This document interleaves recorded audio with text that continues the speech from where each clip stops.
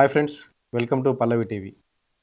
Gaddar cinema అవార్డులు తెలంగాణ ప్రభుత్వం ఎంతో ప్రతిష్టాత్మకంగా నిర్వహించబోయే వేడుక గద్దర్ పేరుతో సినిమా అవార్డులు ఇవ్వబోతున్నట్లు గతంలో ప్రభుత్వం చెప్పింది. ఈరోజు గద్దర్ సినిమా అవార్డులకు సంబంధించి కర్టెన్ రైజర్ ప్రోగ్రామ్ ఈరోజు జరిగింది.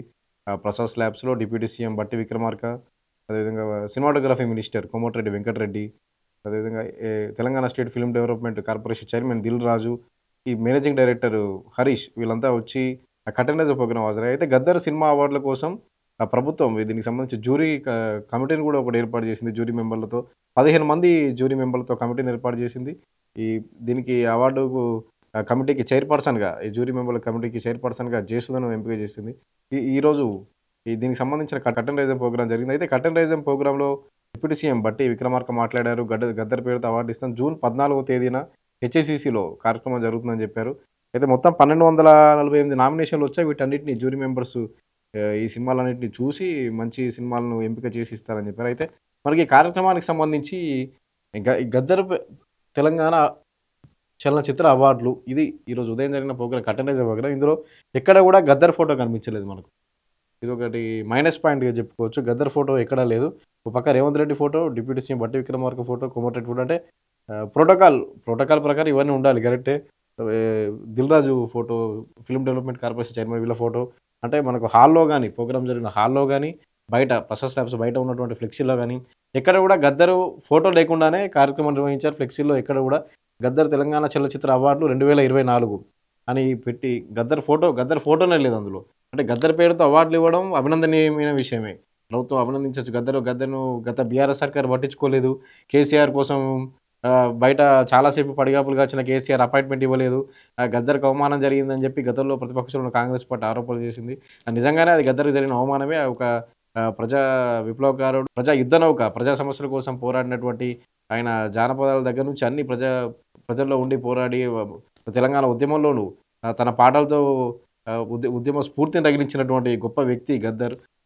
అటువంటి అంటే తన జీవితం మొత్తం త్యాగం చేశాడు. సమాజం కోసం త్యాగం చేసినటువంటి గొప్ప వ్యక్తి గద్దర్. అలాంటి గద్దర్‌ను కేసీఆర్ పట్టించుకోకపోవడం అనేది నిజంగా దారుణమైన విషయం. అందుకు తర్వాత కూడా ఎన్ని విమర్శలు ఎదుర్కొన్నాడు కేసీఆర్. అయితే ఆ సమయంలో గద్దర్‌ను నిజంగానే ఆయన పట్టించుకోలేని ఎన్నో విమర్శలు ఎదుర్కొన్నాడు. అయితే కాంగ్రెస్ అధికారంలోకి రాగానే గద్దర్ జయంతిని అధికారికంగా నిర్వహించడం మొదలుపెట్టింది. గద్దర్ జయంతి అధికారికంగా గద్దర్ జయంతి ఉత్సవాలను ప్రకటించింది. గద్దర్ అధికారికంగా నిర్వహించడం మొదలుపెట్టి గద్దర్‌కి ఒక గౌరవాన్ని తీసుకొచ్చింది. గద్దర్‌కి జయంతి ఉత్సవాలకు ఒక కమిటీని ఏర్పాటు చేయడం. తర్వాత సినిమాలకు కూడా 2011లో ఉమ్మడి ఆంధ్రప్రదేశ్‌లో చివరిసారిగా 2011లో చలనచిత్రాలకు నంది బహుమతులు సినిమాలకు ఇచ్చారు. ఆ తర్వాత నుంచి తెలంగాణ ప్రభుత్వం ఏర్పడిన తర్వాత మొదటి ప్రభుత్వం 2014లో బీఆర్ఎస్ సర్కార్ ఏర్పడిన తర్వాత సినిమాలకు అవార్డులు లేవు 2 తెలుగు రాష్ట్రాల్లోనూ. అయితే ఇందులో 2011 తర్వాత నుంచి అవార్డులు లేవు కాబట్టి 2014 నుంచి నామినేషన్స్ ఇప్పుడు స్వీకరిస్తున్నారు గద్దర్ అవార్డుల కోసం. గద్దర్ పేరుతో అవార్డులను ఏర్పాటు చేసి 2014 నుంచి ఇప్పటి వరకు 2024 వరకు వచ్చిన ఈ 10 ఏళ్లలో వచ్చిన సినిమాలను నామినేషన్లు తీసుకున్నారు. 1248 నామినేషన్లు వచ్చాయి. అయితే ఇదంతా బాగానే ఉంది. ఈ కార్యక్రమం గానీ, ఈ గద్దర్ పేరుతో అవార్డులు ఇవ్వడం అంతా బాగుంది. కానీ ఈ కర్టెన్ రైజర్ ప్రోగ్రామ్ ఏదైతే జూన్ 14న గద్దర్ అవార్డుల ఫంక్షన్‌కి సంబంధించి ఈరోజు జరిగిన కర్టెన్ రైజర్ ప్రోగ్రామ్‌లో ఎక్కడ కూడా గద్దర్ ఫోటో కనిపించట్లేదు మనకి. ఇది ప్రోగ్రామ్‌కి సంబంధించిన ఫ్లెక్సీ. ఇది లోపల ఉన్నటువంటి ఫ్లెక్సీ. మనకు ప్రోగ్రామ్ స్టార్టింగ్ నుంచి చూద్దాం ఎవరెవరు వచ్చారు, ఎవరెవరు వెళ్తున్నారని.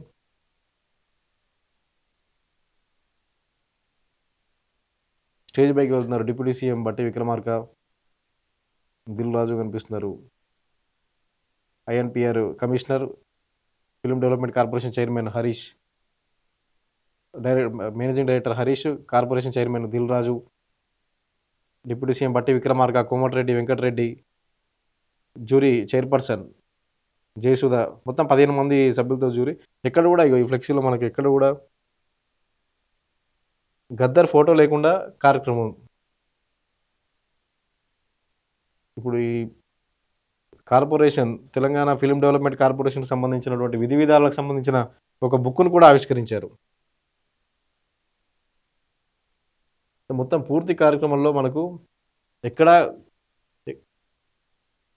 ఇది గద్దర్ ఫోటో లేకుండా మనం ఒకసారి జ్యూరీ మెంబర్లను చూద్దాం ఎవరెవరు ఉన్నారు ఇందులో అని. జయసుధ యాక్ట్రెస్, చైర్మన్ జీవిత రాజశేఖర్, హీరో రాజశేఖర్ భార్య. గతంలో ఆమె సెన్సార్ బోర్డు సభ్యురాలు కూడా పనిచేశారు. మెంబర్.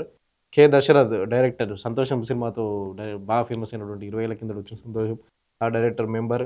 నందిని రెడ్డి 'అలా మొదలైంది' సినిమాతో ఇండస్ట్రీకి వచ్చినటువంటి Nandini Reddy member. Vijay Kumar exhibitor Vijay Kumar. Lakshminarayana journalist.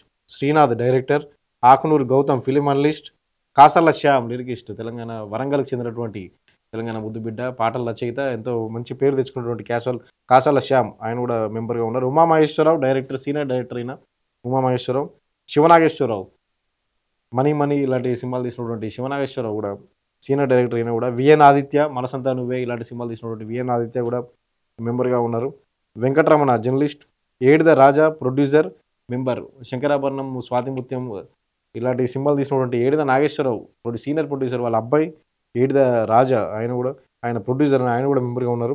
అదేవిధంగా Telangana film development corporation MD managing director అంటే ఇంతకుముందు చెప్పుకున్నట్టు హరీష్ ఐఎన్‌పిఆర్ కమిషనర్‌గా ఉన్నటువంటి హరీష్ ఆయన కూడా ఇందులో మెంబర్‌గా ఉన్నారు. మొత్తం 15 మందితో కమిటీ ఏర్పాటు చేసింది.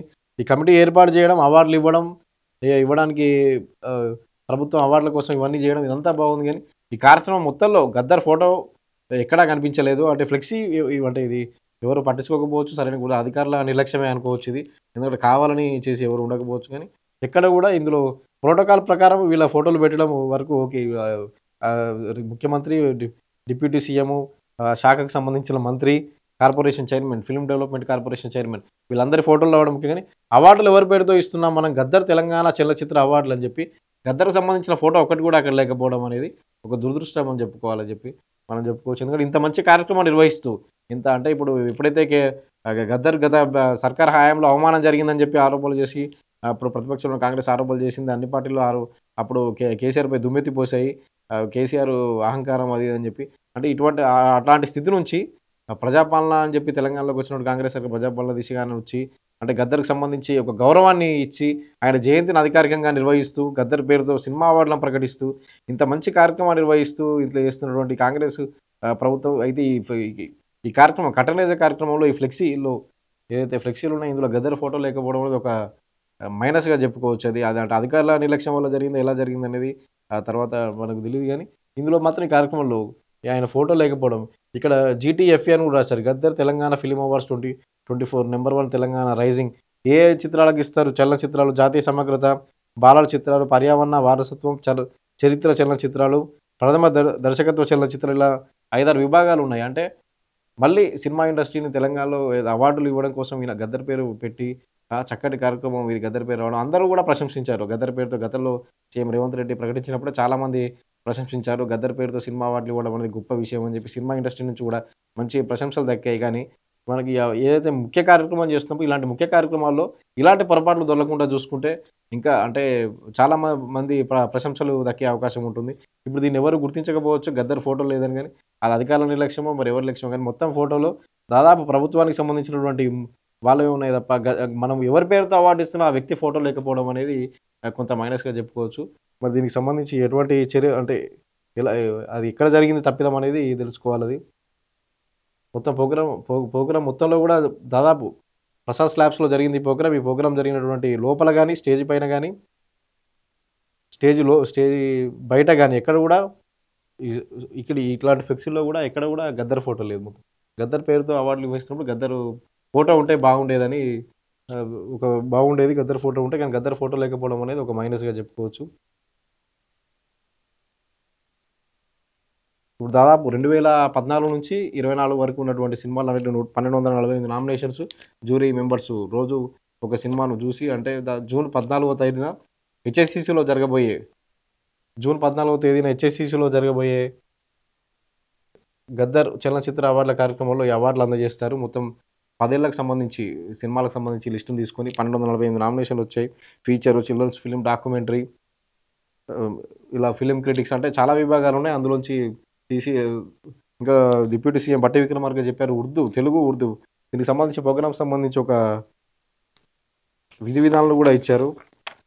ఏ సినిమాలకు రాష్ట్ర ప్రభుత్వం ఉమ్మడి ఆంధ్రప్రదేశ్లో చివరిసారిగా 2011వ సంవత్సరం వరకు నిర్మించిన ఉత్తమ చలనచిత్రాలకు నంది బహుమతి ఇవ్వడం జరిగింది. తెలంగాణ రాష్ట్రం ఏర్పడిన తర్వాత చలనచిత్రాల అవార్డుల కార్యక్రమం జరగలేదు. ఇందులో భాగంగా గద్దర్ తెలంగాణ చలనచిత్ర అవార్డుల కార్యక్రమం నిర్వహించడానికి ప్రభుత్వం GORT నెంబర్ 1120 GA డిపార్ట్మెంట్ తేదీ 22 ఆగస్టు 2024 ప్రకారం బి. నరసింహారావు గారి ఆధ్వర్యంలో గద్దర్ తెలంగాణ చలనచిత్ర అవార్డుల విధి విధానాలు రూపొందించేందుకు ఒక కమిటీ నియమించడం జరిగింది.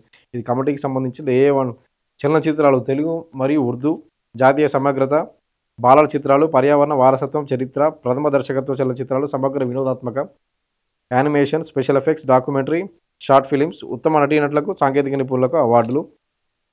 మొత్తం వ్యక్తిగత విభాగాలకు 1172 నామినేషన్లు వచ్చాయి.